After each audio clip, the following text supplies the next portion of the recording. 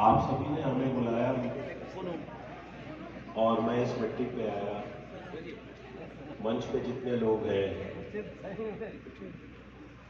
रामेश्वर साहब का मैं शुक्रिया कैसे अदा करूं, क्योंकि जिस दिन वो मुझसे मिले उसके अगले दिन से वो डाबली कि आपको आना है, हमारे बच्चों को एड्रेस करना है। मेरा गला खराब है पर भाव दुरुस्त है, आप चिंता न करें। मैं बिल्कुल थका हुआ हूँ, टायर्ड हूँ। 24 घंटे से मैं 3 घंटे ही सोया हूँ, पर उत्साह में कोई कमी नहीं।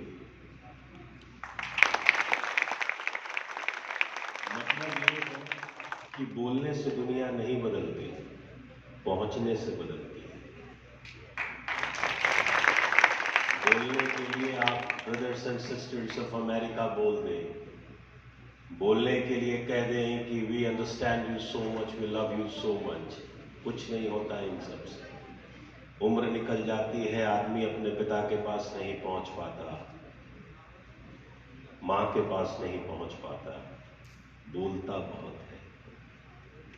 और जब मृत्यु होती है तो हिसाब किताब होता है कि कितने फ्रेम में और कितने साइज में तस्वीर लगाई जाए, क्योंकि वहां भी पैसे का हिसाब आता है।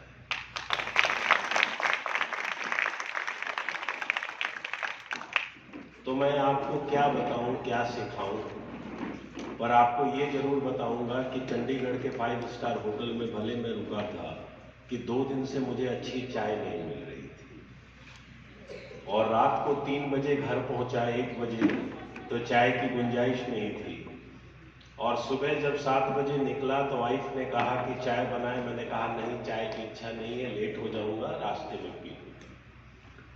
और हम लोग पूरी रास्ता बात करते आए कि चाय पिएंगे, रुकते हैं, चाय पीते हैं, पर मेरे किस्मत में तो आपकी ऐसी शानदार चाय,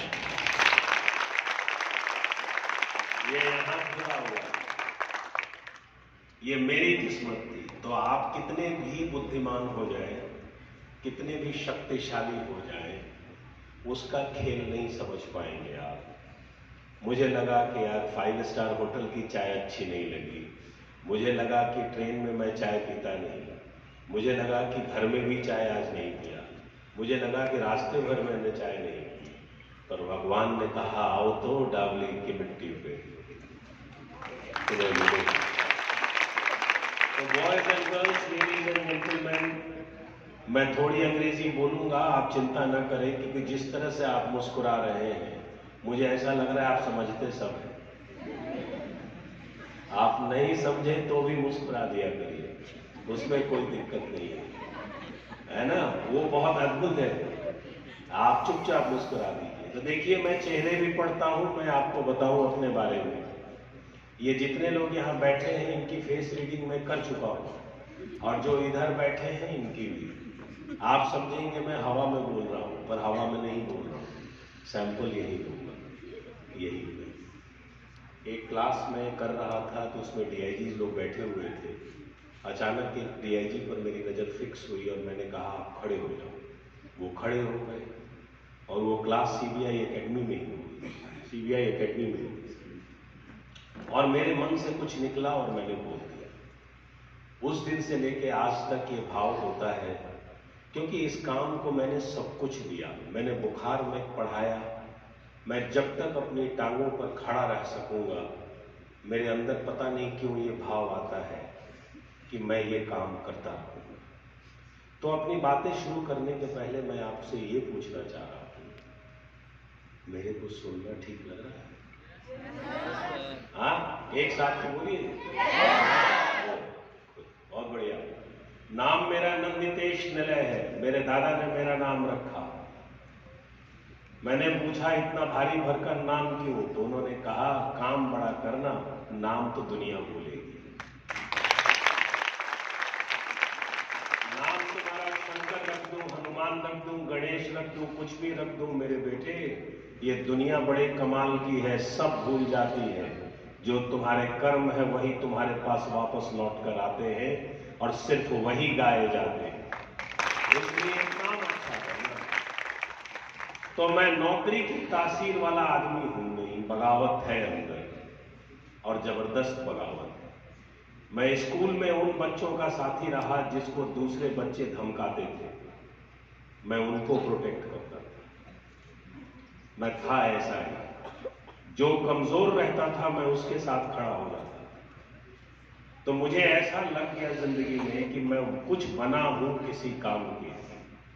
धीरे धीरे मुझे अपने शब्दों का वजन समझ में आने लगा, अपनी लिखित बातों का वजन समझ में आने लगा।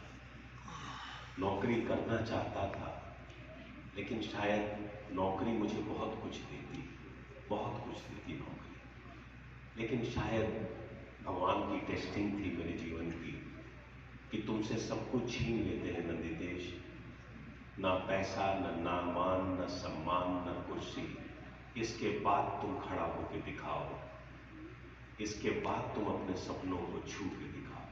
अगर कर लो तो ठीक है, नहीं तो तुम कोई कंपटीशन फिर क्वालिफाई कर लेना। तो आज नहीं, सपनों को छूते छूते आपके पास आ गया। मैं करता क्या हूं? मैं लोगों को अच्छा इंसान बनाता। तो आप बोलेंगे कि सर सारे लोग बुरे इंसान हैं, तो बुरे नहीं है तो फिर आप अच्छा कैसे बनाते हैं? मैं ये तो नहीं कहता कि सारे लोग बुरे हैं, लेकिन ये निश्चित है कि जब आपके माँ बाप आपको अकेले छोड़ेंगे तो 10 बार फोन करेंगे। क्यों फोन करते हैं 10 बार? आपके जब माँ बाप आपको स्टेशन पे भेजते हैं, आप ट्रेन में चढ़ते हैं, तो वो 4 बार पूछते हैं। आप जंगल में तो गए नहीं, आप इंसानों की कौम में, फिर माँ बाप चिंता किसकी करते हैं? क्यों करते हैं? मतलब ये है कि कुछ तो गड़बड़ हुआ है। हाँ कि ना? यस, कुछ तो गड़बड़ हुआ है। वो जो कुछ गड़बड़ हुआ है उसी का हिसाब किताब कर रहा हूं। और गड़बड़ ये हुआ है कि हमने सपने पाले जीतने के, हमने सपने पाले सबसे आगे पहुंचने के, हमने सपने पाले नाम के, हमने सपने पाले दुनिया के ऐशो आराम के, लेकिन हम ये नहीं समझ पाए कि क्या अच्छा होकर भी हम ये सब पा सकते हैं क्या? हम ये समझ नहीं पाए। तो एक बहुत ही जबरदस्त जाफरी साहब का शेर है, मैं हर जगह बोलता हूँ, आपको भी सुना रहा हूँ। जब पहला लाइन बोलूं तो आप लोग मेरे बोलने के बाद बोलिए, ठीक है? सीधा बैठिए सब लोग पहले। हाँ, सीधा बैठते हैं और शरीर से मुक्त हो जाइए। सीधा बैठने का मतलब शरीर से मुक्त हो जाइए। टेढ़े मेढ़े बैठेंगे तो शरीर के साथ रहेंगे कि मैं फला हूं, मैं फला हूं, मैं फला हूं। अब जरा नॉर्मल हो जाइए सब लोग। हाँ ठीक है, गुड। तो मैं पहला लाइन बोल रहा हूं। तू इधर उधर की बात न कर, बता ये काफिला क्यों उठा? तू इधर उधर की बात ना कर, बता ये काफिला क्यों है? थोड़ा ठीक से बता। अब फिर से बोल रहा हूं, ध्यान से सुनिए। बता पे पॉज है। जिसे अपनी जिंदगी का विराम नहीं पता होता, जिसे शब्दों का विराम नहीं पता होता, उसे अपनी जिंदगी का विस्तार भी नहीं पता होता। तू इधर उधर की बात न कर, बता ये काफिला क्यों उठा? तू इधर उधर की बात ना कर, बता ये काफिला क्यों उठा? बहुत बढ़िया। मुझे रहजनों से गिला नहीं, तेरी रहबरी पे सवाल है। मुझे रह गिलों से सिला नहीं, मुझे तेरी आवाज गिरी समझ में गई। सवाल है। हाँ, पर आप मुस्कुरा दिए तो मैं समझ गया कि नहीं, आपने मेरी बात पूरी मान ली है कि सर आपकी बात नहीं भी समझेंगे सर तो हंसते रहेंगे। और अतिथि देवो भव राजस्थान में सर, तो आपको कभी भी ऐसा महत्व तो नहीं होने देंगे कि हमने आपकी इज्जत न देना। रहजन मतलब डाकू बदमाश, यहाँ पे रहने का मतलब कि मेरे आसपास के जितने मित्र बंधु हैं इनसे शिकायत नहीं है। रहबरी मतलब मुझे लीडर बनने का मौका मिला, मुझे पढ़ने का मौका मिला, मुझे कुर्सी पकड़ने का मौका मिला। मैंने क्या किया? मुझे रहजनों से गिला नहीं, तेरी रहबरी पे सवाल है। मुझे रह गिलों से सिवा नहीं, मुझे रहबरी पे सवाल जी, है। अब आते हैं मेन बात पे। आपको इस स्कूल में आने का मौका मिला, कितनों को मिला? आप सोचिए, आपको मिला। कितनी लड़कियों को पढ़ने का मौका मिला? ठीक, कितनी लड़कियों को पढ़ने का मौका मिला? आपको मिला। कितने लड़कों को इस तरह के माहौल में रहने का मौका मिला? आपको मिला। तो आपको ये मौका मिला है, इस मौके को जाने नहीं दीजिए। तो आप लोग अपनी जिंदगी में कुछ करना चाहते हैं कि नहीं? इतने ही लोग, बस इतने ही है सर। अरे फिर से पूछ रहा हूं, आप लोग अपनी जिंदगी में कुछ करना सार्थक चाहते हैं कि नहीं? आवाज ऊंची करके आवाज नहीं सुनी जाती, आवाज ऊंची करके आवाज सुनाई भी नहीं जाती। जो प्रिय आवाज बनती है वही सबको सुनाई देती है। फिर से बोलिए यस सर। Yes sir. इधर कौन है? बड़ी तेज आवाज है। ये तो भाई कौन लड़का है? अरे वाह, बहुत बढ़िया। खड़े हो जाओ भाई, खड़े हो जाओ। तुम ही रहो बस खड़े। नाम क्या है? बहुत बढ़िया। अपने दोस्तों से बच के रहना, वो तुम्हारा सारा समय बर्बाद करेंगे। याद रखना मेरी बात, बहुत प्रतिभाशाली लड़के हो बेटा, लेकिन दोस्तों से बच के रहना और डरना किसी से नहीं। ठीक?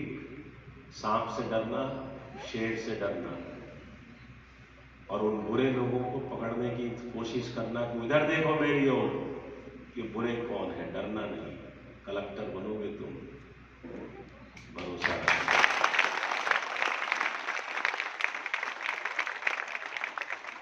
तो आप लोग कहेंगे हम लोग नहीं बनेंगे, हम उससे भी ऊंची आवाज में बोलेंगे। नहीं, ये लड़का बहुत अच्छा है, इसके चेहरे को देखा मैंने तो मुझे समझ में आया, बहुत अच्छा। तो बातों की शुरुआत कहां से हो? तो बातों की शुरुआत इससे हो कि अगर जिंदगी में कुछ पाना चाहते हैं, कुछ करना चाहते हैं, तो सुना करिए। जो सुनता है वो राम बनता है। राम ने मां को सुना, राम ने पिता को सुना, राम ने बंदर को सुना, राम ने भालू को सुना, राम ने गिलहरी को सुना, राम ने शबरी को सुना।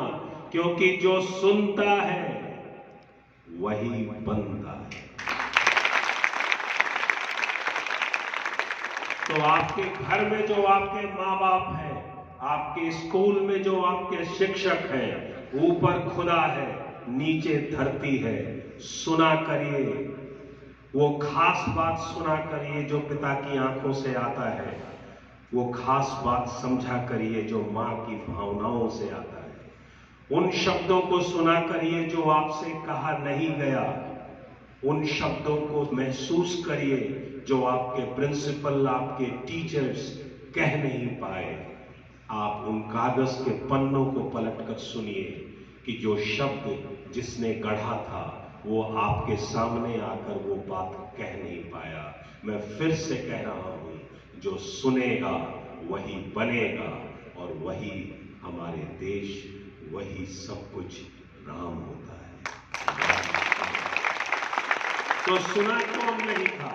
रावण नहीं सुनता था। रावण किसी की नहीं सुनता था, ना अपनों की ना परायों की, क्योंकि रावण के पास घमंड था, रावण के पास दंभ था। तो याद रखिएगा कि जिस दिन से आपने सुनना बंद कर दिया, और सबसे पहले अगर मां की आवाज आप तक नहीं पहुंच पाई, अगर पिता की आवाज आप तक नहीं पहुंच पाई, और मैं फिर से कह रहा हूं, वो आवाज जो बोली नहीं गई, वो शब्द जो आपसे कहा नहीं गया, मैं उसको सुनने को कह रहा हूं। वो नहीं कि सिर्फ आपको जो कहा गया। ध्यान से समझिएगा, राम वो है जिसने अपने पिता से पूछा तक नहीं कि आपने आदेश क्यों दिया। वो तो पिता से ये कहने गए, आप क्यों परेशान हैं? क्या हुआ बाबा, आप क्यों परेशान? वो राम है। तो जिस दिन आप अपनी जिंदगी की शुरुआत यहां से करेंगे, आप मुझसे पूछेंगे, नंदितेश सर आप अपने जीवन के बारे में बताइए, तो मैं आपको बता दूं, मैं अपने माता पिता के साथ रहता हूं और मेरे पत्नी बच्ची मेरे साथ रहते हैं। यही हिसाब किताब है। अब आप इतनी ही से सारी बात समझ लीजिए। ऐसा कोई दिन नहीं जब मैं अपने पिता से पूछता नहीं, ऐसा कोई फैसला नहीं जो मैं अपने पिता से, मां से बांटता नहीं। मैं उनका अंश हूं, मैं मूल नहीं हूं। मुझे पता होना चाहिए कि मेरी कोई भी सफलता, मैं कितना भी बड़ा आदमी बन जाऊं, लेकिन मैं मूल नहीं हूं, मैं उनका अंश हूं। और ये अंश का भाव मेरे अंदर सुनने की भावनाओं को पैदा करता है, और कहीं ना कहीं से मुझे दिनों दिन विनम्र बनाता है। और आप जितने ज्यादा विनम्र बनते जाएंगे, उतने ज्यादा राम बनते जाएंगे। क्योंकि घमंड को 9 सिर और चाहिए, विनम्रता के लिए एक सिर काफी है। आप देखते हैं ना, लोग ऐसे कहते हैं, पहचानते नहीं हो मैं कौन हूं। वो बेचारा क्या बोलेगा, वो तो आदमी दिख रहे हैं आप, वो समझ नहीं पाता है कहीं और से आए हैं क्या। तो जान नहीं ना मैं कौन हूं, बताऊं मैं कौन हूं। फिर वो घबराता है, कौन है भाई, तो फिर बोल देता है आदमी ही तो है आप, तो उसको चार झापड़ करता है, पता चला मैं कौन हूं। तो समझ गया कि गलती से धरती पर आ गया, उसको बात समझ में आ गई। तो पहली चीज सीख ली आपने, सुना करिए। किसको? जो शब्द ना बोले गए उसको। जब पिता से ये मत पूछिए कि बाबा कुर्ता ला दूं, धोती ला दूं, जवाब आएगा नहीं। मां से मत पूछिए कि आपके लिए ये चीज ले लूं, जवाब आएगा नहीं। कर दीजिए।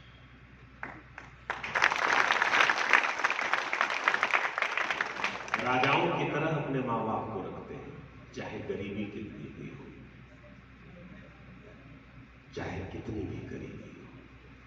आप उनके राजकुमार और राजकुमारी, उनको राजाओं की तरह। और यकीन करिए, जो अपने मां, मुझसे पूछा जाता है कि सर साहसी कौन है, मैं कहता हूं जिसने भी अपने मां बाप की सेवा की, उसको कभी कायर नहीं, आज तक कायर नहीं।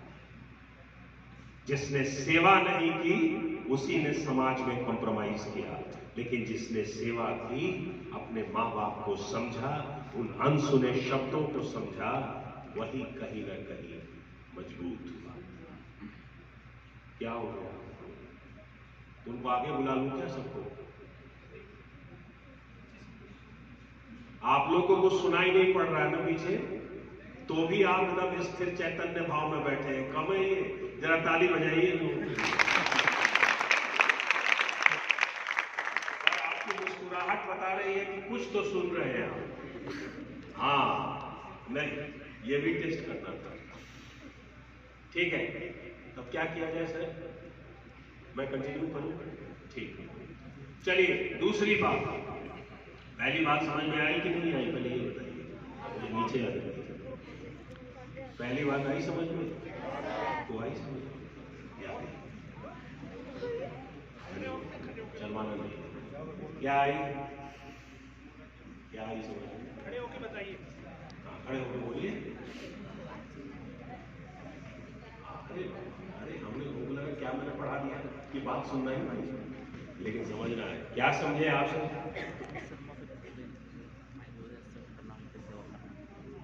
देखो मैं बीच बीच में आऊंगा, है ना? आपने क्या समझा? जो शब्द ना कहे गए हो इसको सुनना चाहिए। अपनी तबीयत का ख्याल रखो, पानी ठीक से पिया करो, ठीक है? तबीयत का ख्याल रखो, गुस्सा बहुत ज्यादा है, सुन लो बात। अपने जीवन में तुम भी कंपटीशन की तैयारी करो, तैयारी कर रहे हो? अरे आप लोग भी बैठे, क्या बोला मैंने? क्या बोला मैंने? कोई समझ में मेरी बात आई? मेरा नाम नंदितेश है, हाथ मिलाओ। नंदितेश क्या बोला भाई साहब? वो अगला कौन? बाबा।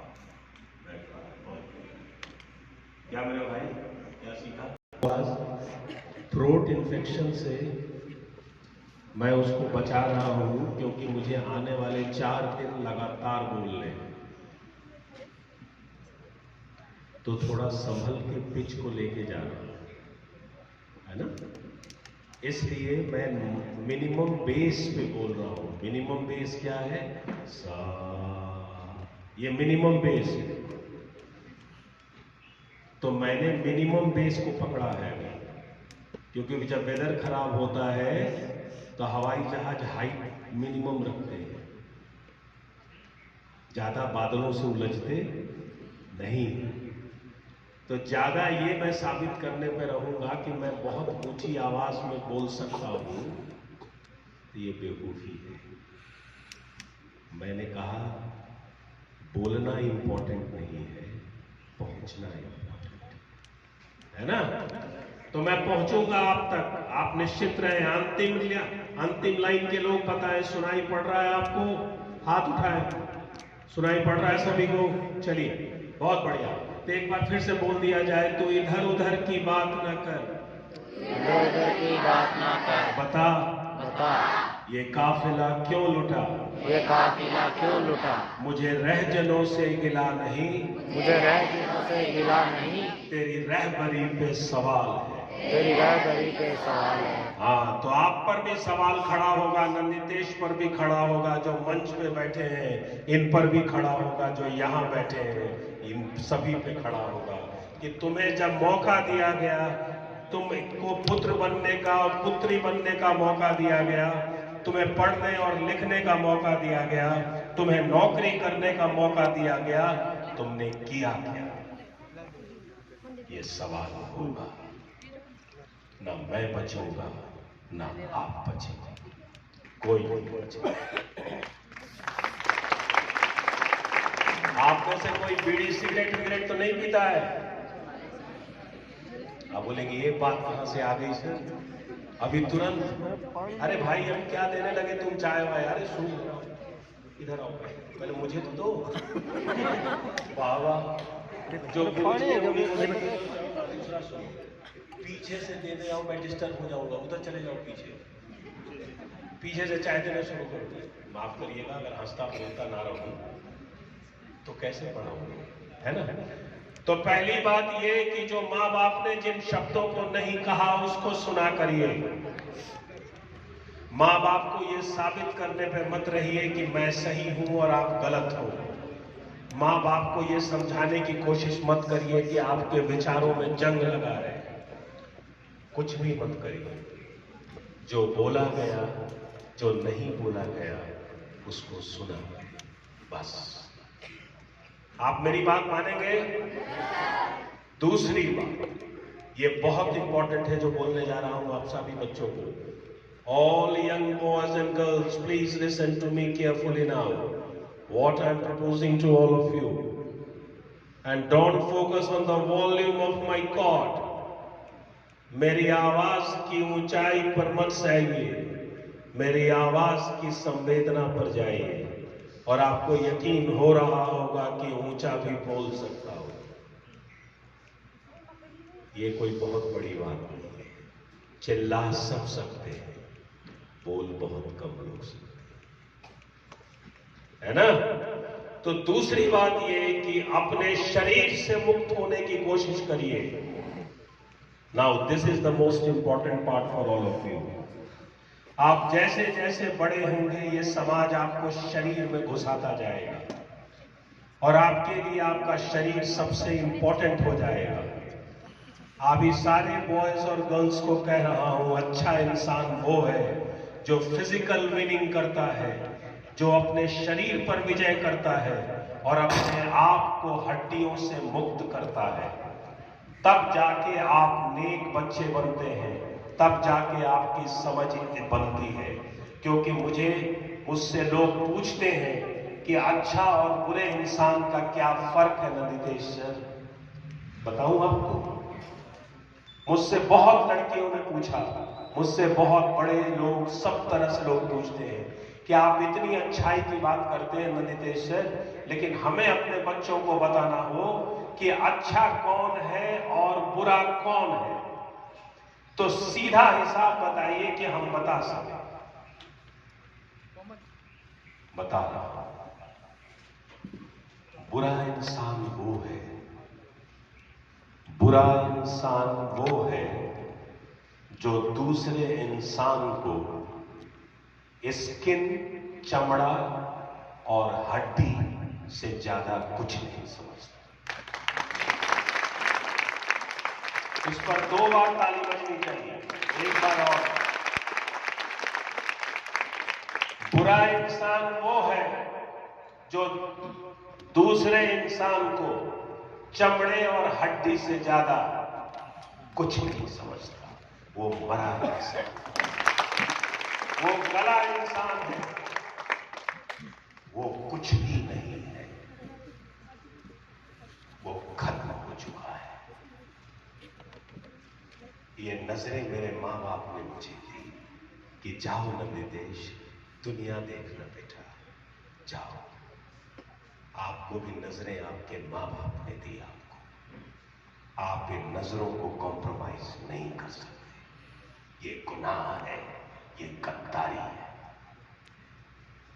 ये जन्म से गद्दारी है। मैं कह रहा हूं ये गुनाह है, मैं कह रहा हूं ये इंसान के रूप में जन्म लेकर और हैवान बन के खड़ा रहना, ये कंप्लीट गद्दारी है समाज में।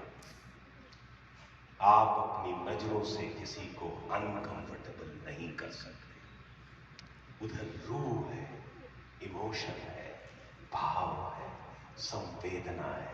नजरें मिली आपको ये देखने की। तो दूसरी बात, अपने शरीर से मुक्त होइए और अपने अंदर अपनी नजरों को किसी भी कीमत पर कॉम्प्रोमाइज मत होने दीजिए। समझ रहे हैं आप लोग? किसी भी कीमत पर अपनी नजरों को कॉम्प्रोमाइज मत होने दीजिए। अच्छा और बुरा इंसान वही है। जो अच्छा है उसकी आंखें पाक पवित्र हैं, जो अच्छा नहीं है उसकी आंखें शर्मसार हैं। जो मां बाप ने आंखें दी उसने गिरवी भी नहीं रखी, बेच डाला। और मैं पढ़ता हूं चेहरा, तब आप समझिए मेरे सामने जितनी जल्दी वो आदमी आता होगा, कितना फास्ट आता होगा। सफेद बोर्ड पे काला रंग बहुत जल्दी दिखता है। मतलब ये है कि अगर जिंदगी में कुछ करना चाहते हो तो भगवान का जो ये दिया हुआ है इसको बर्बाद मत करो बर्बाद। और अगर आंखें बर्बाद हुई, फिर से सुनना मेरी बात, अगर आंखें बर्बाद हुई तो जबान अपनी शक्ति खो देता है। आप गाली देना शुरू करो।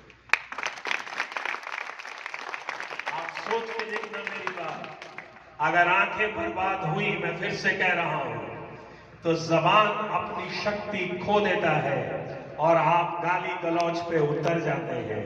और जब जबान अपनी शक्ति खोता है, जब आंखें कॉम्प्रोमाइज होती है, तो हमारी सोचने की शक्ति खत्म हो जाती है और जब सोचने की शक्ति खत्म हो जाती है तो हम चलते फिरते बीमार व्यक्ति हैं। और माँ बाप ने हमें बीमार नहीं बनाया, भगवान ने हमें बीमार नहीं बनाया। राम वो है जिसकी आंखें कॉम्प्रोमाइज नहीं थी,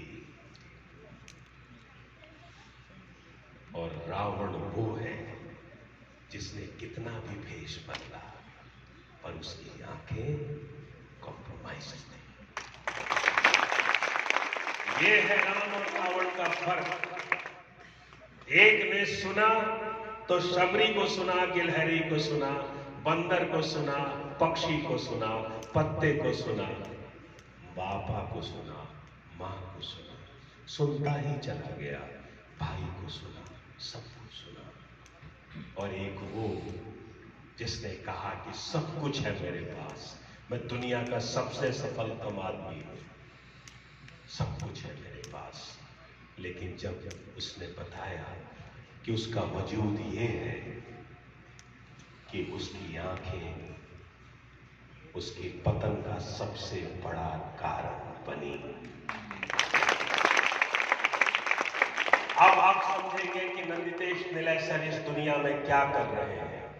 मैं उस व्यक्ति को अपनी जिंदगी में 1% भी महत्व नहीं देता, चाहे आप दुनिया के कितने भी बड़े आदमी हो, चाहे कितनी भी जंग आपने जीती हो, चाहे कितना भी बड़ा काफिला आपका हो, जब आप अपनी नजरों में गिर गए तो फिर उठने का क्या मतलब है। जिसने तुम्हें नजरें दी उस नजरों को तुमने गंवा दिया। ये मां है और ये पिता है, बस ये मां है और ये पिता है। जिस दिन आप इसके महत्व को समझेंगे कि आपने जब आंख खोली होगी और मां पिता को देखा होगा तो मुंह से पहला शब्द मां निकला होगा, क्योंकि आपकी आंखों ने कॉम्प्रोमाइज नहीं किया होगा। और आज जब दोस्तों के साथ चलते हैं, एक दूसरे को गलत ढंग से देखते हैं, गंदी गंदी गाली गलौज में फंस जाते हैं, फिर नशा करने लगते हैं, तो रोड का जो कुत्ता है वो भी सोचता है क्या हो गया है, काट ही लेता हूं, है ना। तो वो आदमी कुत्ते को कहता है अरे कुत्ते अभी मैं तुझे डंडे से मारूंगा, वो कहता है तुम मुझे क्या डंडे से मारोगे, मारना है तो 1-2 डंडे अपने आप को खुद लगा लो। मैं तो अपने भाई बहन को समझता हूं, तुम्हें क्यों जंग लग गई मेरे भाई, तुम्हारी नजरों को क्यों जंग लग गई। आप सोचेंगे कि नीलेसर आपने इतना ज्यादा इस पर क्यों एम्फेसिस किया। मैं कह रहा हूं ये हमारे देश की बहुत बड़ी समस्या है, मैं कह रहा हूं, और कोई इसको एड्रेस नहीं कर रहा है। बातें बड़ी बड़ी करने से बातें बड़ी नहीं होती, नहीं होती बातें। तो आप लोग मेरे से वादा करिए कि नीलेसर अभी तक आपने जो कहा, आपके बताए गए रास्ते पर हम चलेंगे। बोलिए। बहुत बढ़िया। और अगर नहीं चलेंगे तो क्या होगा वो मैं बता रहा हूं, रावण ही बनेंगे। 1 मुंह वाला रावण, 1.5 मुंह वाला रावण, 2.5 मुंह वाला रावण, 2.25 वाला रावण, 3.25 वाला रावण, पर बनेंगे हम और आप सिर्फ रावण। बनना हमको राम है, हम सबको राम बनना है। राम धर्म नहीं है, राम जाति नहीं है, राम तो बस एक सीधी सी लकीर है, गंगोत्री है, हरिद्वार की हर की पौड़ी है। राम वो है जहां मन करता है कि इस इंसान के सामने सर झुका दो, वो राम है। इसको चौथी बात, आप कौन है। अब आएगा सवाल, आपसे हर जगह पूछा जाएगा कि अपने बारे में कुछ बताइए, है ना, हर जगह। तो आदमी बहुत परेशान होता है कि मैं अपने बारे में क्या बोलूं। तो वो दूसरे से पूछता है, अपने टीचर से पूछता है कि मुझसे कोई पूछेगा तो क्या बोलूंगा। तो टीचर उसको कुछ कहते हैं, नहीं, ये अधूरा वाक्य है। You must be well self-introduced by yourself. There is nobody on this earth ever walked to introduce some other person in the life. It's the master who becomes the apprentice and then tries to introduce the self. आप ही master बनते हैं, आप ही शिष्य बनते हैं, तब आपका परिचय आपसे खुद होता है।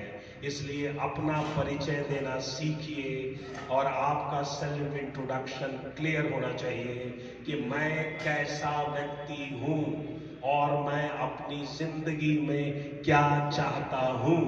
ये दो सवालों का जवाब आपके पास हमेशा होना चाहिए।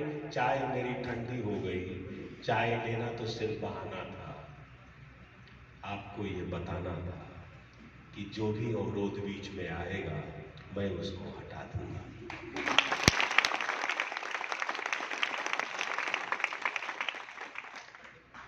तो वो अवरोध बन रहा था, लालच का विषय था, दूसरी तरफ सेवा था। तो मैंने कहा बीच का रास्ता क्या निकलेगा, तो मैंने कहा पहले मैं ही ले लेता हूँ, वो समझ जाएंगे मैं भी थोड़ा लालच में फंस गया, उसके बाद धीरे से उनको पीछे कर दूंगा और उसके बाद अपनी बात कहूँगा। चाय पीऊँगा, लेकिन अच्छा काम एक बार में एक होता है। आपको पता है दुनिया में बुरा काम एक साथ आप 4 कर सकते हैं, पर दुनिया में कोई इंसान पैदा नहीं हुआ जो एक साथ 2 अच्छा काम करके दिखा दे। दुनिया में किसी को यह शक्ति मिली नहीं कि आप पिता को ग्लास में पानी भी दे दें और हाथ में फोन भी देख लें और पिता से ये कह भी दें कि आपको पानी दिया। दुनिया में ऐसा कुछ बना नहीं कि माँ से पूछे कैसी हो माँ, ठीक तो हो माँ, और दूसरी तरफ हाथ में बीड़ी लिए रहे और बीड़ी फूंकते भी रहे। किसी को इज्जत नवाजी करनी होगी, किसी के सामने सर झुकाना होगा, किताबों को पढ़ना होगा, ज्ञान अर्जित करना होगा, मंदिर मस्जिद गुरुद्वारे में सर को झुकाना होगा, खुदा को देखना होगा, गरीब को समझना होगा, दान करना होगा, सुनना होगा या बोलना होगा। अगर एक बार में सिर्फ और सिर्फ अच्छा काम भगवान ने इंसान को एक ही शक्ति दी है कि वो ये कि तुम एक साथ 2 नहीं कर सकते, तभी तो कृष्ण आते हैं, तभी कृष्ण आते हैं और कहते हैं अर्जुन को कि अरे नहीं अर्जुन, युद्ध ये अभी शुरू नहीं होगा,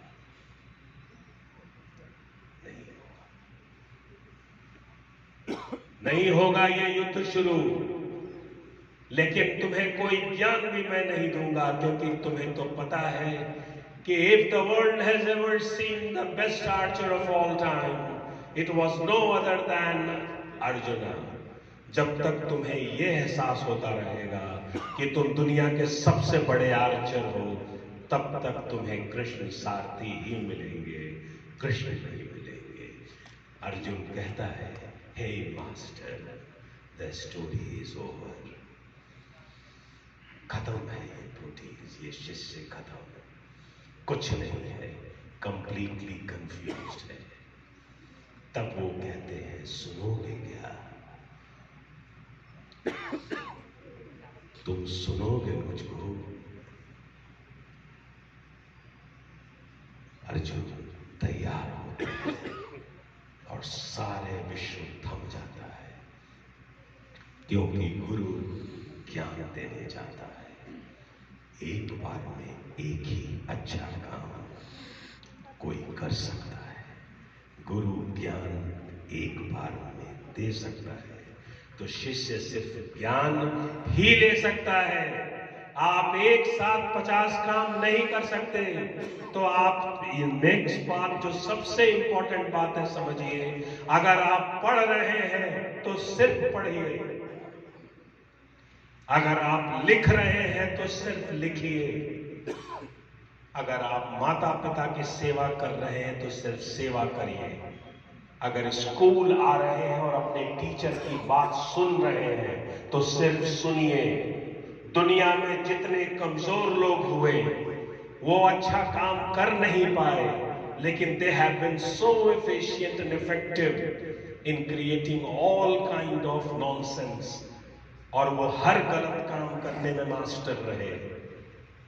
वो सिगरेट भी पी लिए, ड्रग्स भी खा लिए, घूर भी लिए, किसी को गाली भी दे दिए, हंस भी दिए, और टीचर जैसे ही आया सामने, नमस्ते सर, हम सब सांप बन के शिक्षक को डस भी दिए, क्योंकि वो मानते थे कि ऊपर वाला दिखता नहीं, नीचे वाले में शक्ति है नहीं जो हमको देखे, हम तो चलते फिरते खुदा हैं। अरे तुम्हें क्या बताएं वतन, हमारे दिल में क्या है, तुम क्या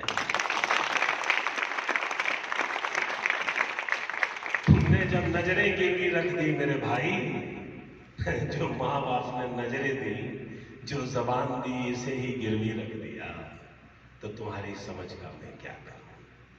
तुम खुद ही समझ लो तुमने अपने जीवन में किया क्या। तो अपना परिचय बिल्कुल देना सीखिए। बताऊं कैसे? एवरीवन बताऊं? चलिए, आपको करना ये है कि दुनिया में सबसे अच्छा परिचय वही दे पाया जिसने प्रकृति के किसी चीज से अपने को जोड़कर और खुद को अभिव्यक्त कर पाया। जैसे मान लीजिए उसने कह दिया मैं पेड़ हूं, उसने कह दिया मैं पानी हूं, उसने कह दिया मैं धुआं हूं, उसने कह दिया मैं हवा हूं, उसने कह दिया मैं आकाश हूं। समझ रहे हैं मेरी बात? तो हम लोग एक एक्टिविटी करेंगे। क्या करेंगे? हम लोग एक्टिविटी ऐसे करेंगे कि आप लोग प्रकृति का एक वर्ड मुझे देंगे, ठीक है, और मैं अपना परिचय आपको दूंगा। बात आ रही है समझ में? तो आप लोग हाथ उठाएंगे और जिस शब्द पे कहेंगे उस शब्द पे मैं तुरंत बोलना शुरू कर दूंगा। बच्चों से शुरू करेंगे। यस, पानी। आप सभी को नमस्ते, मैं पानी हूं। अरे पानी, जब भी तुम्हें देखा तो यही समझ में नहीं आया कि तुम कितने कमाल के हो पानी, कि हर आदमी देखता है उसे अपना चेहरा दिखता है। क्या हिंदू, क्या मुस्लिम, क्या सिख, क्या ईसाई, पानी, क्या बूढ़ा, क्या कुछ, जो आता है तुम सबको उसका चेहरा दिखाते हो। पर कमाल का ये अंधापन है पानी कि कोई अपना चेहरा नहीं देख पाता, सब तुमको देखते रह जाते हैं। पानी, कुछ करना या नहीं करना, मुझे ऐसा इंसान जरूर बनाना कि जब कोई मेरे से बात करे और मेरे से सुने तो उसे अपना भी चेहरा नजर आ जाए कि वो किस मिट्टी का बना है। मैं तो पानी। शुरू हो जाइए फटाफट, देर नहीं, डाउन हो जाएगा ही, जल्दी फटाफट हाथ उठाइए, बोलिए यस। मन, मैं मन हूं। अरे प्यारे मन, मैं तो तुम्हारी तरह तो नहीं बन सका, तुम हो बड़े कमाल के, ना तुम दिखते हो, ना कुछ तुम्हारे बारे में लिखा गया कहा गया, पर तुम इतने कमाल के हो कि थोड़ी देर में खुश होते हो और जब थोड़ी देर में उदास होते हो तो लगता है पूरी दुनिया लुट गई। पर जैसे ही तुम उत्साह में आते हो तो तुम सिकंदर बन जाते हो। कहां से आते हो तुम, कहां से लाते हो ये शक्ति मन? कोई कहता है कि जिसने मन को समझा उसने सबको समझा। कोई तुम्हें सुनना चाहता है, कोई तुम्हें समझना चाहता है। मन, मैं जब तुम्हारी बात करता हूं तो मुझे दादी याद आती है मन, क्योंकि मेरी दादी फास्टिंग किया करती थी और मैं दादी से पूछता था मन कि तुम बताओ दादी, तुम्हें भूख नहीं लगी, प्यास नहीं लगी? दादी ने कहा अरे मेरे मन में तो तुम हो, तो हमें काहे न लगेगा। मन, कुछ ऐसा जरूर करना। इस प्रजातंत्र में बहुत गरीब आदमी है मन, बहुत धर्म मत, बहुत जाति वाले आदमी है मन। इतनी ताकत जरूर देना कि जो कोई अपना हो या पराया उससे मिल पाऊं या ना पाऊं, लेकिन मन तुम समझाना कि उनके पास भी एक मन है। मैं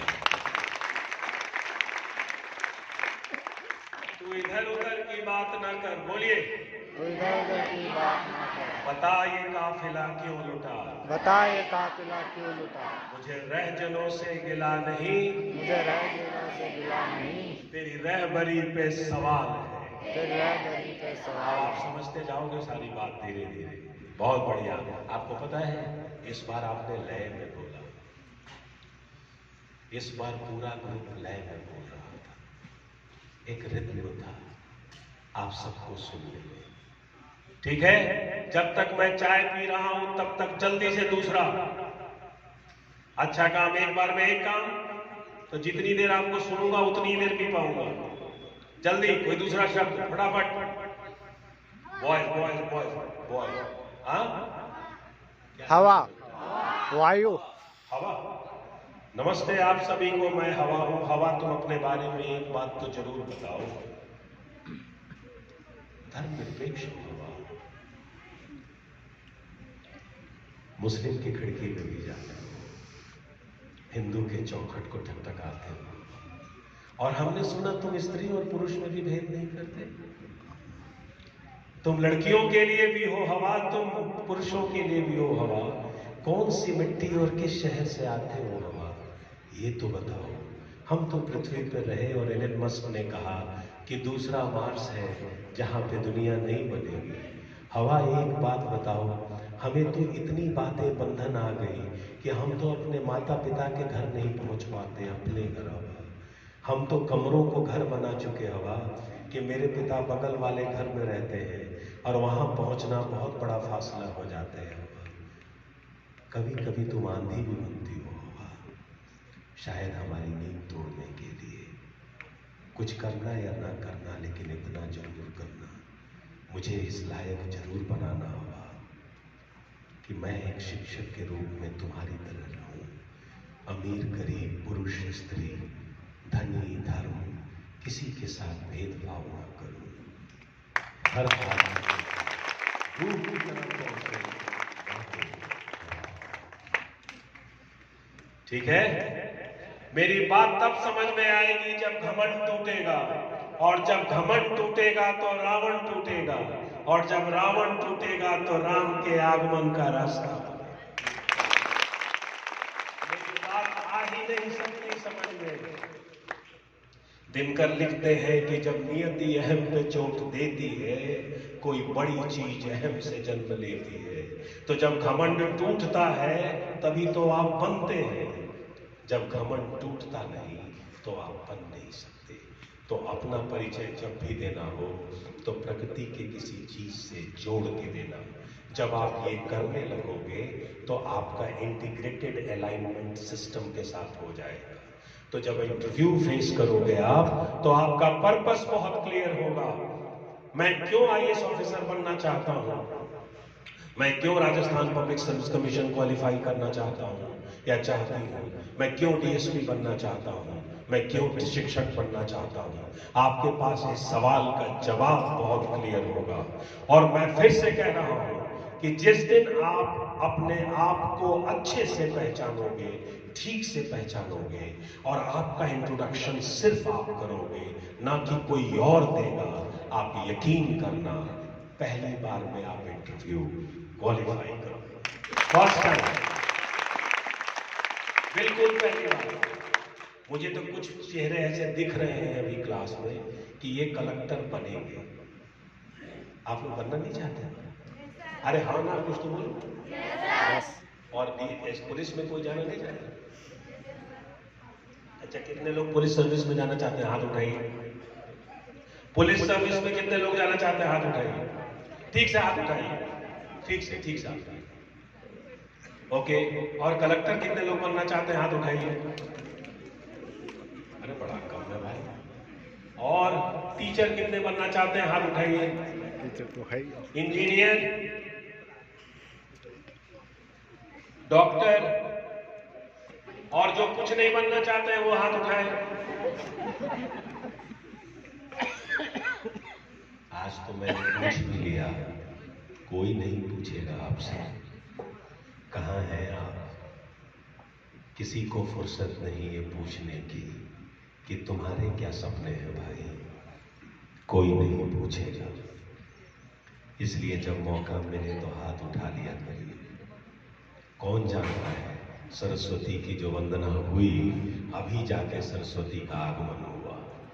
कौन जानता है? आपको क्या पता कि जिस विवेकानंद को फूल मैंने चढ़ाया और हम सब ने चढ़ाया, विवेकानंद कब आए सिस्टम में, वो तो विवेकानंद जानेंगे। और वो तब होगा जब आपके कर्म वैसे बनेंगे। तब आप वैसा होगा। तो पहली चीज ये, जो मैंने सारी बात आपको बताई, अपनी नौकरी को, अपनी पढ़ाई को बिल्कुल शिद्दत से साथ किया करिए। मर जाइए, मिट्टी में मिल जाइए, पर पढ़िएगा जरूर। जो नहीं पढ़ेगा ये गद्दारी है, ये गद्दारी है, मैं कह रहा हूं। मिट्टी में मिल जाइए पर पढ़िएगा जरूर। मैं दैनिक भास्कर में लिखता हूं, मंगलवार और बुधवार को मैं मिलता हूं, हर 15 दिन पे। मैं टेलीविजन पे कहानियां सुनाता हूं, आज भी 1:45 पे सुना रहा हूंगा न्यूज इंडिया चैनल पे हर सप्ताह। मैं इंडियन एक्सप्रेस में लिखता हूं, मैं जनसत्ता और हिंदुस्तान में लिखता हूं, मैं किताबें लिखता हूं, मैं ऐसे ही ट्रैवल करता हूं, अपने बच्चों को पढ़ाता हूं, परिवार में ही रहना चाहता हूं, और वृद्धों की और गर्ल्स की सेवा मेरे जीवन का एक बहुत बड़ा उद्देश्य है। मैं ओल्ड एज होम जाता हूं, उनको क्लीन करता हूं, जैसे एक कार सर्विस सेंटर में जाता है, ये देखने के लिए कि नंदिदेश तुम तो नहीं बदल गए। ये सब मैं करता हूं, क्योंकि जो नहीं पढ़ेगा वो गद्दारी है। तो मेरे साथ बोलिए, जो रोज पढ़ता है वो बढ़ता है।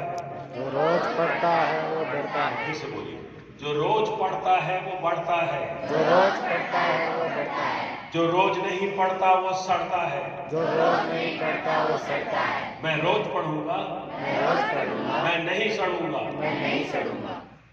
सड़िएगा नहीं। जो नहीं पढ़ते हैं, आप यकीन करिए अपने सर से, वो सड़ते हैं, यहां से सड़ जाते हैं। समझ रहे हैं आप लोग पढ़िएगा। ऐसा स्कूल, ऐसा प्रिंसिपल, ऐसे पैट्रॉन्स आपको मिले हैं, इतनी दूर से लोग आपसे मिलने आए हैं। आप कैसे कहते हैं कि गांव में ये स्कूल है? मैं तो दिल्ली से आया आपसे मिलने के लिए, मैं विदेश भी जाता हूं, मैं आपसे मिलने यहां आया हूं। आप कैसे कहते हैं कि आपके कमजोर हैं आप किसी से? आप कैसे मानते हैं कि आप अंग्रेजी समझ नहीं पाते? आप क्यों मानते हैं कि शहर के बच्चे अलग होते हैं? आप क्यों मानते हैं कि हमारा स्कूल का इंफ्रास्ट्रक्चर उतना बढ़िया नहीं है जितना शहर के स्कूल होते हैं? क्यों मानते हैं? आ गए ना हम। ये जो सेंट्रल ब्यूरो इन्वेस्टिगेशन के एसपी साहब हैं, ये हीरा आदमी है, हीरा आदमी। तालियां बजाइए। इन्हीं के चलते आया हूं। ये नहीं होते तो मैं यहां नहीं होता। और पता है इन्होंने हमसे क्या कहा? डेट आप देंगे सर, दिन संडे है या सैटरडे आप चुनेंगे सर, मंथ भी आप चुनेंगे सर, पर चलना होगा सर, हमारे बच्चों के लिए चलना होगा सर, निवेदन है।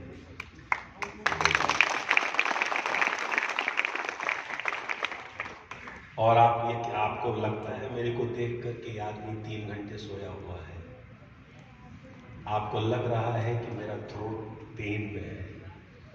आपको लग रहा है मैंने फीवर की दवा खाई है अभी सुबह में?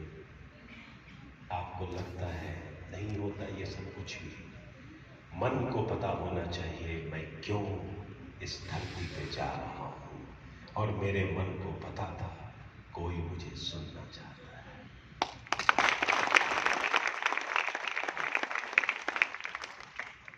कहना ये है, अंतिम बात पे आ रहा हूं, नशा मत करिएगा, नशा मत करिएगा। नहीं बर्बाद करते अपने को, कभी नशा मत करिए, नेवर इन लाइफ। नशे से बचिए। समझ रहे हैं ना मेरी बात? इसलिए मैंने सुबह में सबसे पहला वाक्य ये बोला कि जो शब्द मां बाप ने नहीं बोला है उसको सुनने की कोशिश करिए। और जो आदमी आपको डराए जिंदगी में, जो आपको ये बताए कि आप कमजोर हैं, जो आपको ये बताए कि आप कायर हैं, तो याद करिएगा नीले सर ने क्या कहा था कि जो उसकी नजरें कॉम्प्रोमाइज नहीं होती, जो अपने माँ बाप की सेवा करता है, वो तो साहसी होता है।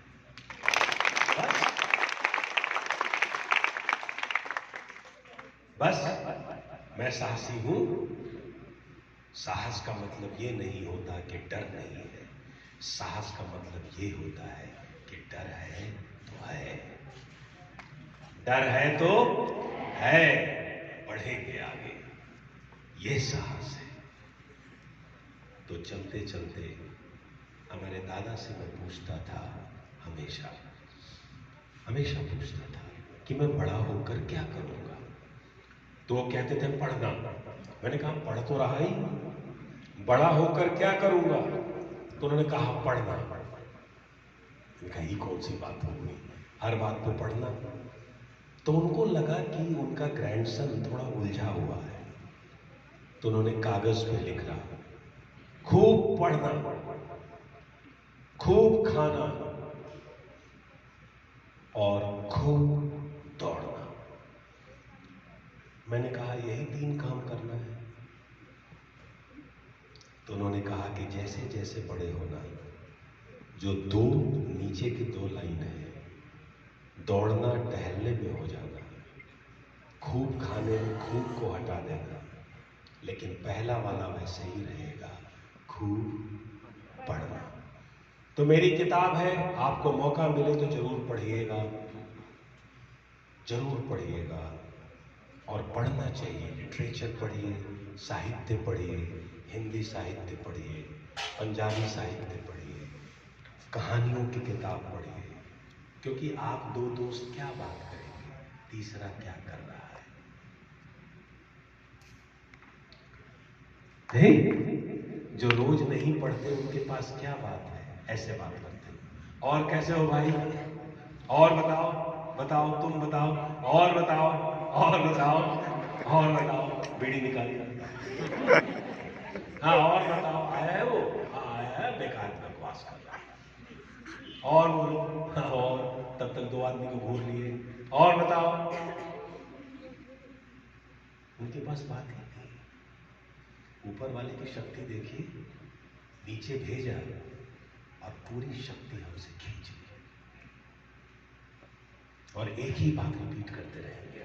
और बताओ, मौसम ठंड है आज, लगता है होगी बारिश। अरे बड़ी ठंड, अरे काहे के लिए, आप मौसम विज्ञानी हैं, आपने मौसम में कुछ पढ़ाई की है। और बीजेपी और कांग्रेस, अरे क्या मतलब है आपको इससे। और बताओ, रजनीगंधा लाए हो, और बताओ, और बताओ, रात को तो 1 पैक ले लिया था मैंने, बहुत बढ़िया।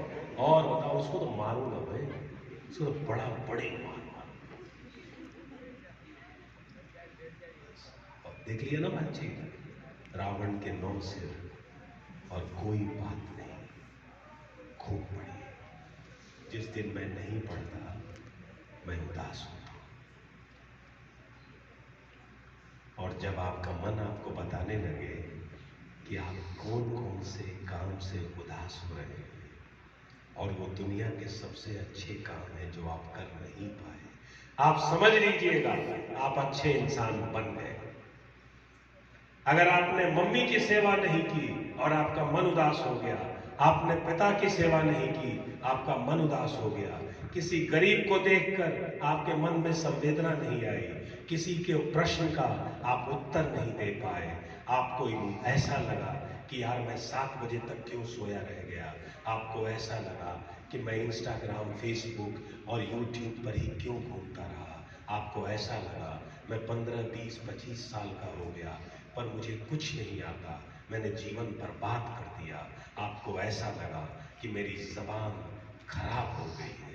जब आपको ऐसा लगा तो आपके बदलने का समय आ गया। हो जाइए उदास, हो जाइए उदास। जिस दिन ना पढ़िए हो जाइए उदास, जिस दिन आप सुबह नहीं उठिए हो जाइए उदास, जिस दिन पिता और मां के दुख को आपके अंदर कुछ हो नहीं, हो जाइए उदास। जिस दिन इस स्कूल में आकर आपको थका थका फील हो जाइए उदास। जिस दिन अपने प्रिंसिपल को, अपने टीचर्स को देखकर आपको प्रेरणा न मिले, जिस दिन इस धरती पर आपको रहने का भाव न पैदा हो जाइए उदास। ये सब चीजें आपको उदास करते हैं और इसका उत्तर सिर्फ एक ही चीज में है कि अपने आप को काबिल बनाइए। काबिल आदमी ज्ञान से बनता है और ज्ञान किताबों से आता है। आप मुझसे कहेंगे कि सर जो लोग नहीं पढ़े लिखे हैं उनको ज्ञान कहां से आता है? उनको ज्ञान दया से आता है, उनको ज्ञान सेवा से आता है। मां पढ़ी लिखी नहीं, पर मां को ये पता था ये मेरा बेटा है, इसके लिए कुछ करना है। तो दया भाव, करुणा भाव, सेवा का भाव, ये सारा भाव आपको ज्ञानी बना देता है। कभी मत डरना अपनी जिंदगी में, किसी से नहीं डरना। मैं बार बार ये रिपीट कर रहा हूं, ये दुनिया डराएगी आपको। ये धरती से जब आप निकलेंगे तो ये दुनिया आपको डराएगी, ये दुनिया आपको गिराएगी। कोई आपका साथ नहीं देगा। पर नंदितेश निलय की ये बात याद रखना, सिर्फ अपने ज्ञान से, सिर्फ अपनी भाषा से, सिर्फ अपने कौशल से, कुशलता से, सिर्फ अपने जीवन मूल्य से, सिर्फ अपने सपनों से ही आप सब कुछ पा सकते हो। किसी तरह के गलत रास्ते पर मत जाना। और जब तक आपका इंट्रोडक्शन ये चलता रहेगा, जब प्रकृति से आप खुद को जोड़ते रहेंगे, तो हमेशा कहेंगे कि तू इधर उधर की बात न कर, बता कुछ सवाल है तो पूछ डालिए, तुरंत जवाब दे दूंगा। जितनी जल्दी सवाल करेंगे उतनी जल्दी जवाब दूंगा, क्योंकि मेरे कोई फिक्स बोलता नहीं। मैं बिल्कुल ही रेडी हूं। जल्दी करिए सवाल, ज्यादा देर करेंगे तो मैं खत्म हो जाऊंगा। जल्दी फटाफट, अपने बारे में फीडबैक चाहिए तो खड़े हो जाइए, दे दूंगा जल्दी। कुछ भी लाइफ करियर से कुछ भी पूछना है फटाफट। हाँ जी सर। अपने जीवन का लक्ष्य कैसे निश्चित करें? देखो, जीवन का लक्ष्य तो तुम तब निश्चित करोगे। तुम्हारा नाम क्या है? लखन कुमार मीणा। लखन कुमार मीणा। देखो लखन साहब, ऐसा है, आप लक्ष्य तब निर्धारित करोगे जब आपका कंसंट्रेशन सही होगा। ठीक, तो पहले अपने कंसंट्रेशन पे काम करो। मैं तुमको कहता हूँ, दिमाग को इधर उधर ना भटकाओ, ठीक है ना? फोकस करो सही चीज पे, अच्छी आदतों पर फोकस करो, आलस्य को अपनी लाइफ से भगाओ। लक्ष्य बनता है अपने जड़ों को देखकर। जड़ माँ बाप है, इनकी जिंदगी अच्छी करना चाहते हो तो लक्ष्य बन गया। इनकी जिंदगी अच्छी करना चाहते हो, है ना? तो उनको अच्छा एनवायरनमेंट दोगे आप, है ना? पैसे से, समाज में इज्जत बढ़ाओगे, सब चीज से। तो वो तरीका ये है कि लक्ष्य निर्धारित करने का सिर्फ और सिर्फ एक तरीका है कि मैं करना क्या चाहता हूँ। मुझे पढ़ने में मैथ अच्छा लगता है, पढ़ने में अंग्रेजी अच्छा लगता है, पढ़ने में क्या अच्छा लगता है मुझको, पहले ये समझना होगा। पता चला कि हमको पढ़ना ही नहीं अच्छा लगता, है ना? उसके बाद कोई आप अपना काम करोगे। लेकिन मेरी सलाह सिर्फ इतना है कि लक्ष्य का मतलब यही होता है कि आप अपने गांव का कितना भला करना चाहते हैं, इस स्कूल का कितना भला करना चाहते हैं। क्या एसडीएम बनकर आप स्कूल में लौटना चाहते हैं? क्या डीएम बनकर स्कूल का चीफ गेस्ट बनना चाहते हैं?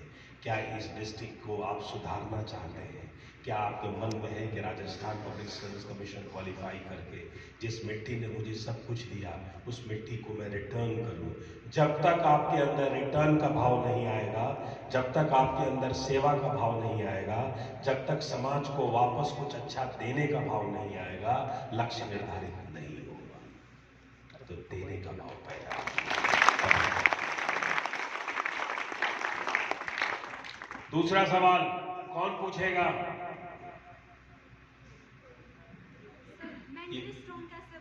जी, बैठ जाइए, बैठ जाइए। मेंटली स्ट्रांग बनने का मतलब क्या होता है, पहले ये समझ लो।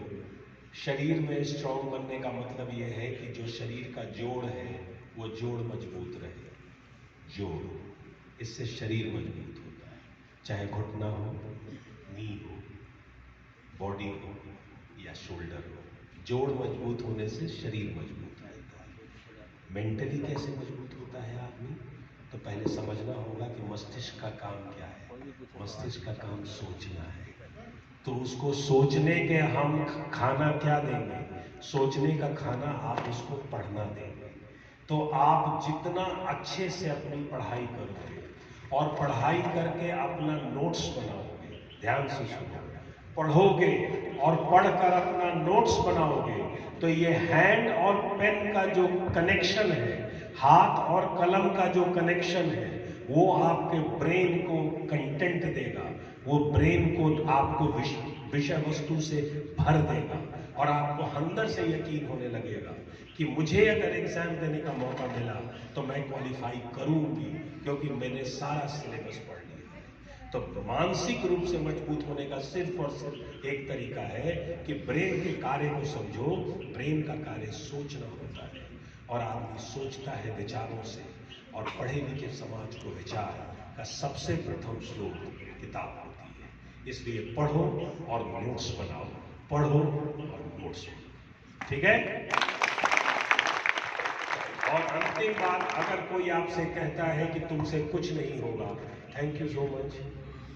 अगर कोई कहता है कि तुम्हें तो ये करना चाहिए था, थैंक यू सो मच। कोई कहता है तुम कुछ भी कर लो, 10 लाख लड़के बैठते हैं, बच्चे बैठते हैं, 10 लाख में 200 सीट है, फिर कहना thank you so much. Nanditesh sir ने कहा था कि पढ़ना फिर लिखना, पढ़ना फिर लिखना, पढ़ते लिखते पढ़ते लिखते पढ़ते लिखते पढ़ते लिखते सिलेबस पूरा बन जाओगे कलेक्टर।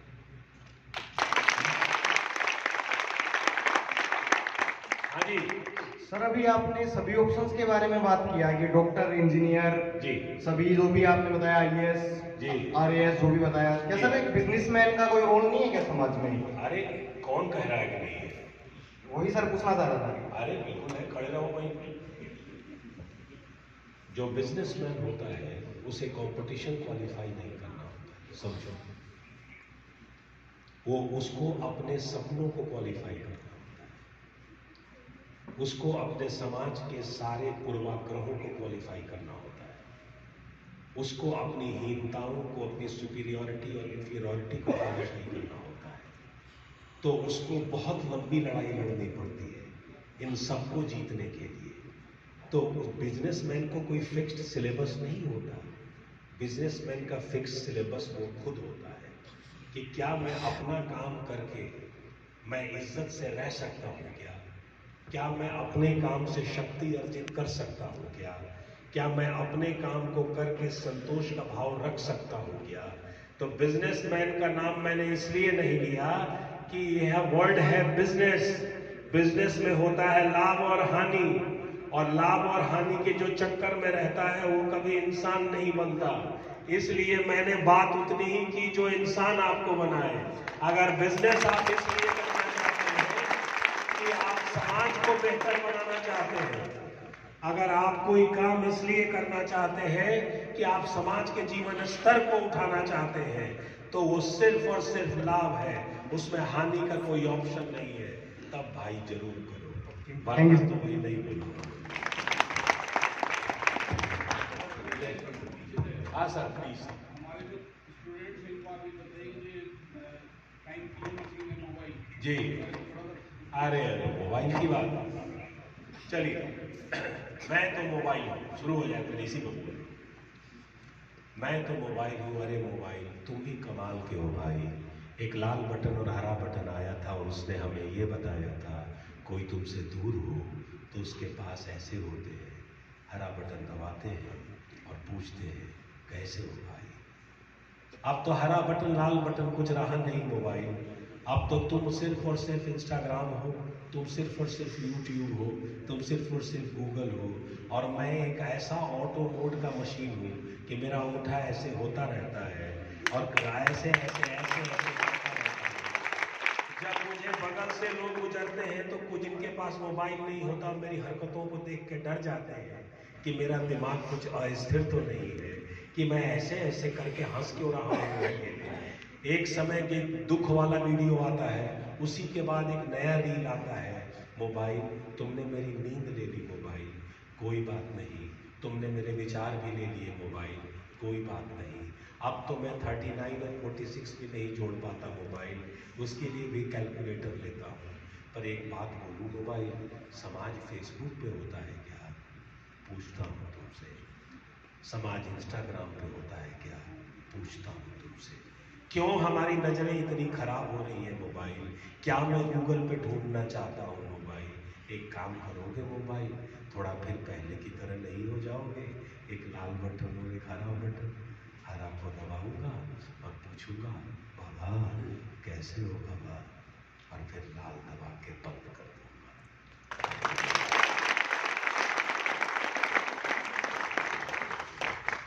ठीक है ना? तो बस समझ जाना, मोबाइल को यूज करो, खूब यूज करो, पर सामान मत बनो, खुद मत बनो सामान। मोबाइल आपकी सुविधा के लिए है, उसको यूज करो, और वस्तु को वस्तु की तरह यूज करो, ना कि खुद वस्तु बन जाओ। मत बनो। जीवन में प्रत्यक्ष रूप से अपना काम करो। और पता है, मैं ये नहीं कहता आपसे कि आप मोबाइल छोड़ देना, मैं ये भी नहीं कह रहा हूँ मोबाइल से चिपके रहना, पर मैं ये जरूर कहना चाहता हूँ कि विवेकानंद को हमने माल्यार्पण किया, माँ सरस्वती को माल्यार्पण किया। हम सब पढ़ने लिखने वाले लोग हैं। आपको इतनी समझ होनी चाहिए कि मुझे मोबाइल के साथ क्या करना है, ये आपको पता होना चाहिए। आप इंस्टाग्राम पे नहीं हो, कोई बात नहीं। फेसबुक पे नहीं हो, कोई बात नहीं। यूट्यूब ज़्यादा नहीं देखते, कोई बात नहीं। मोबाइल को यूज़ करना है, मैं बता रहा हूँ वैसे करो। यूट्यूब पे जितने आपके फ्री कोचिंग क्लासेस हैं, आपके जो फ्री सिलेबस है, ठीक, अपनी किताबों को पढ़कर, उनको पढ़कर उसके बाद उनके नोट्स बनाओ। अगर कोई अच्छी मूवी देखना चाहते हो तो छिप के मत देखो मोबाइल के साथ, परिवार में सबके साथ देखो, लेकिन अपनी जिंदगी मत देखो कभी छिप के, सबके साथ देखो। लेकिन मोबाइल एक वस्तु है, वस्तु को व्यक्ति मत बनाओ, क्योंकि जिस समाज में वस्तु व्यक्ति बनता है, उस समाज में व्यक्ति वस्तु बनता है। तो इन्हीं शब्दों के साथ अब थोड़ा मुझे अब विराम में ले सकता हूँ? तो आप लोग मेरी बात बुरी तो नहीं लगी? पक्का? याद रखिएगा, गूगल यूट्यूब पे मिल जाऊंगा मैं, थोड़ा बहुत मिल जाऊंगा, आप देख लीजिएगा। और आप लोग भी मेरे लिए विश करिए कि निलय सर आप इसी तरह लोगों को पढ़ाते रहिए और अच्छा इंसान बना। Hello, thank you. बच्चों की तरफ से सर एक क्वेश्चन हो रहा है। बेसिकली बच्चे सर बहुत मेहनत करते हैं, बहुत ही अच्छी मेहनत करते हैं, संस्कारी बालक भी है ये, बट इनका सर कम्युनिकेशन स्किल कैसे बढ़ाया जाए? सर मिले हैं, इनकी वाक्पटुता कैसे बढ़े सर, उसके बारे में थोड़ा सा एनलाइटन किया जाएगा। देखो, कम्युनिकेशन स्किल की बात क्या है? अपना कहा आप समझे तो क्या समझे, अपना कहा आप समझे तो क्या समझे।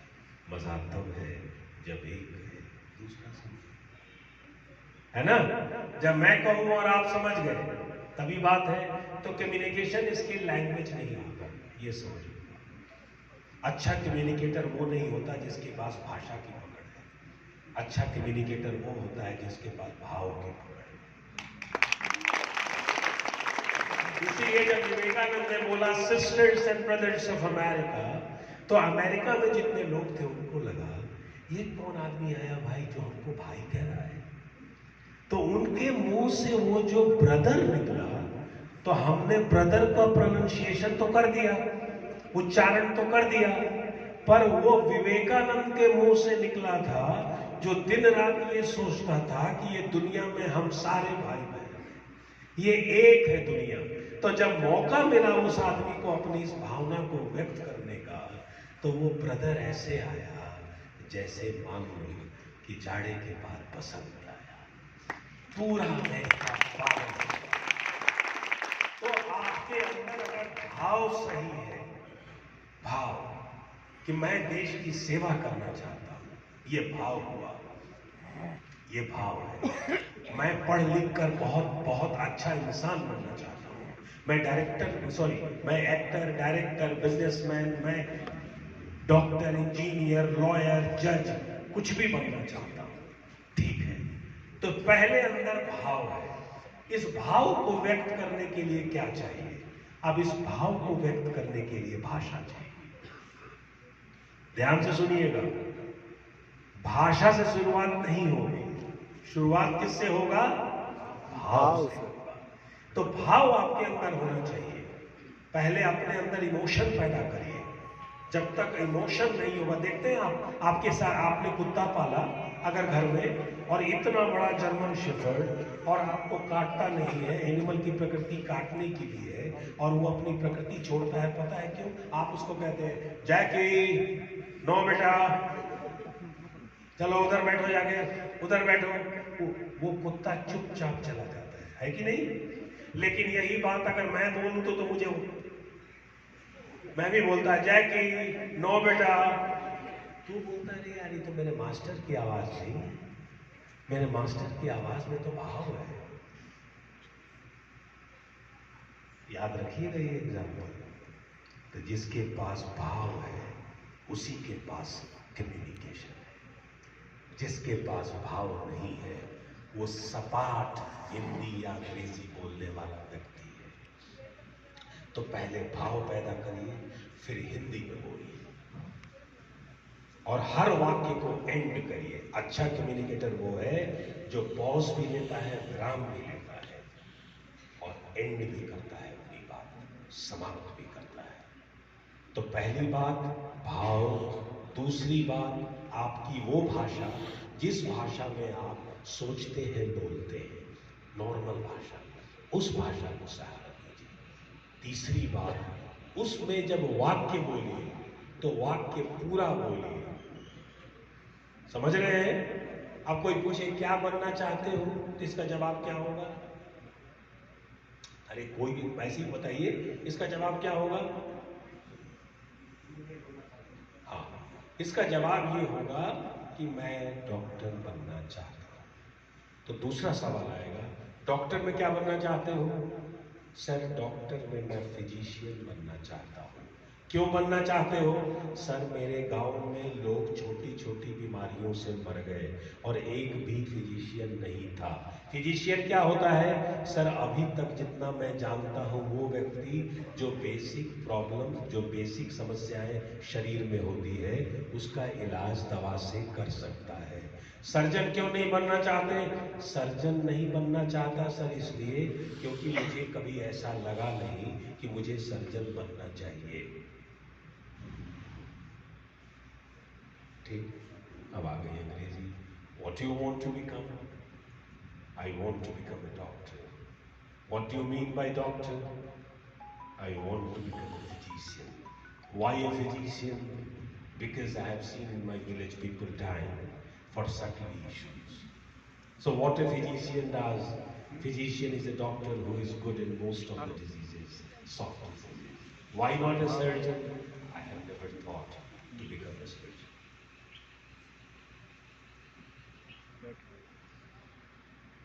बात समझ में आ रही? आगे बात समझ में? तो इधर उधर की बात मत करें, तो इधर उधर के चक्कर में बिल्कुल मत रहिएगा, तभी जाके भाव और भाषा की भेंट होगी। भाव और भाषा का भेंट संगम है, वही सबसे अच्छा कम्युनिकेटर है। गांधी धीरे से फुसफुसाए, चर्चिल ने उनको जेल भिजवाया, फुसफुसाए, डू और डाई, करो या मरो, और सबने कहा अरे बाबू ने बोला है, बाबू ने बोला है, करो या मरो, करो या मरो।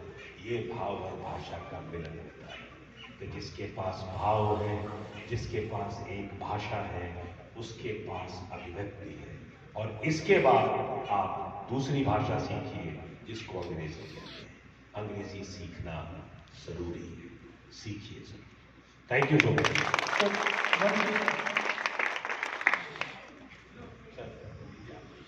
Sir one question.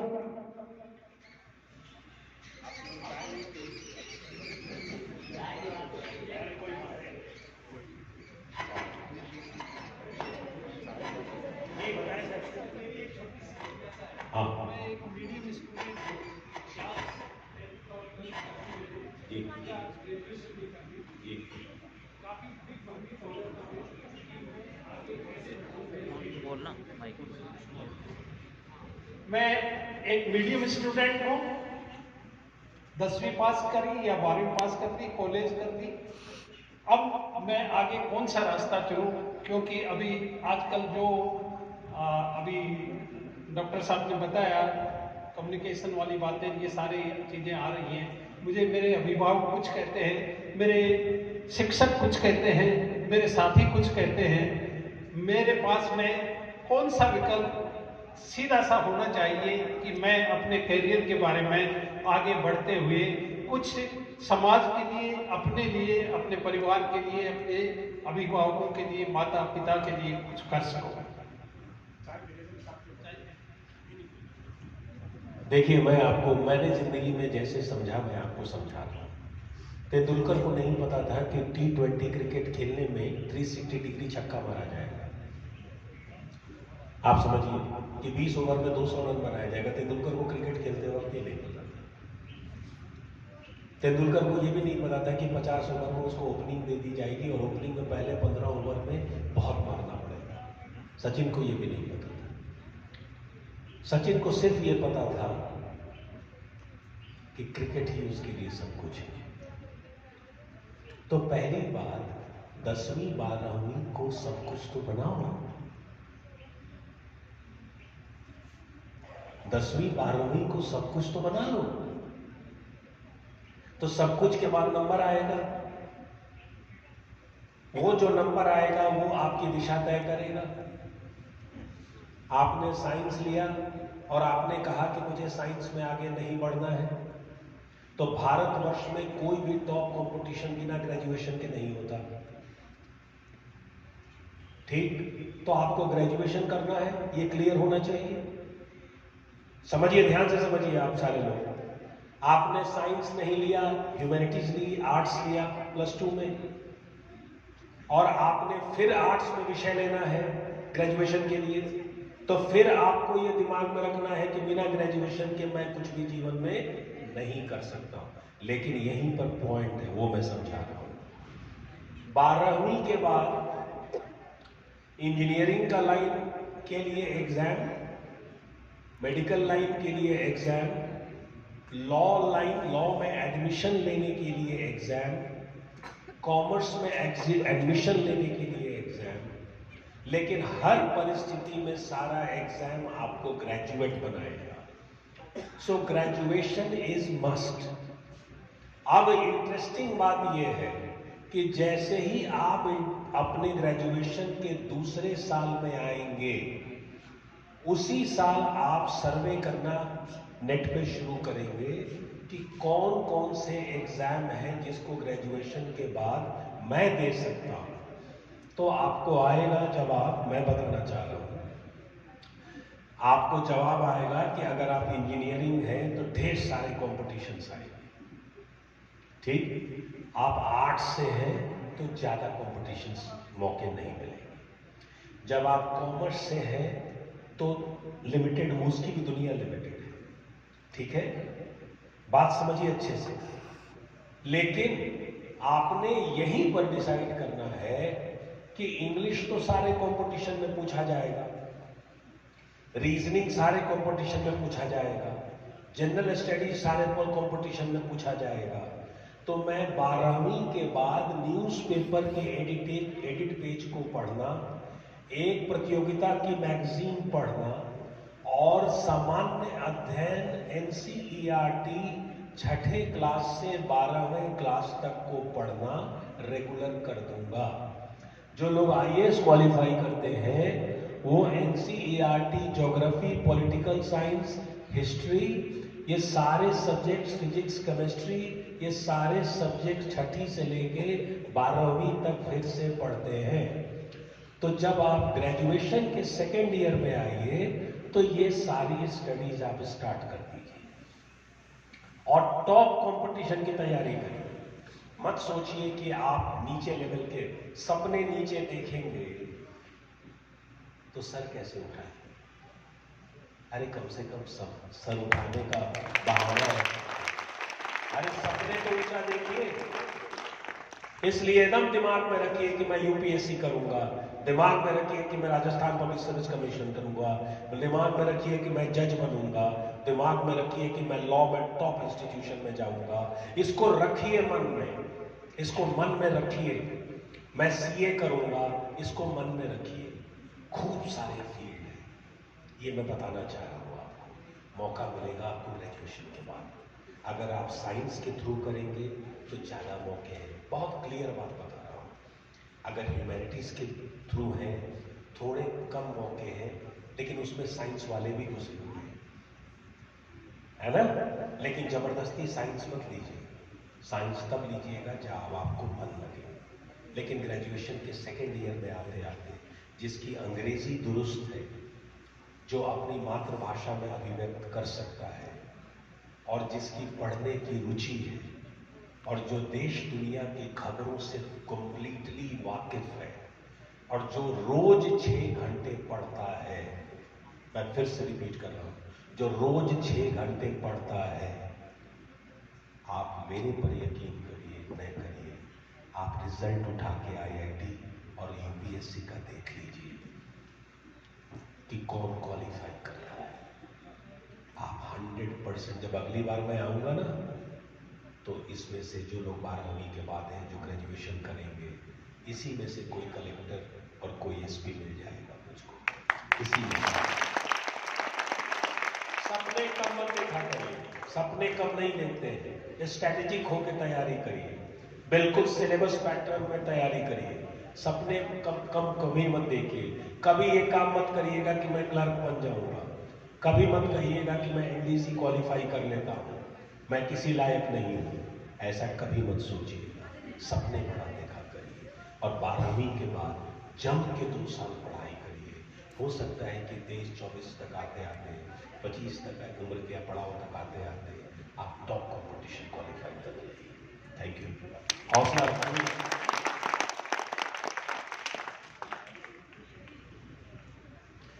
लगभग